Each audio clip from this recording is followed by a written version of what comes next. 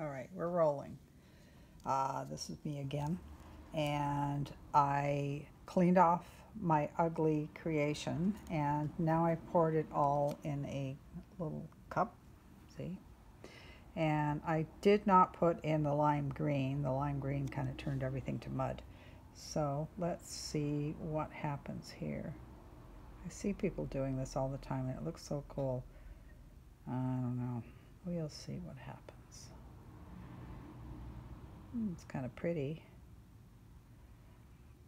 I laid down a base of black because I didn't have any white. I wanted to do white, but oh well. This is what we got. So I'm just kind of doing a snaky thing. It's hard. I'm holding the camera with my hand. I bought a stand from China that wasn't very good. So, okay, well, let's just do a little bit over here.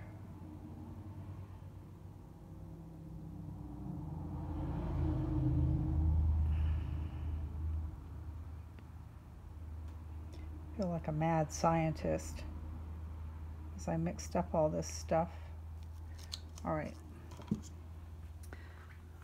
Well, I guess now we got to take a torch to it.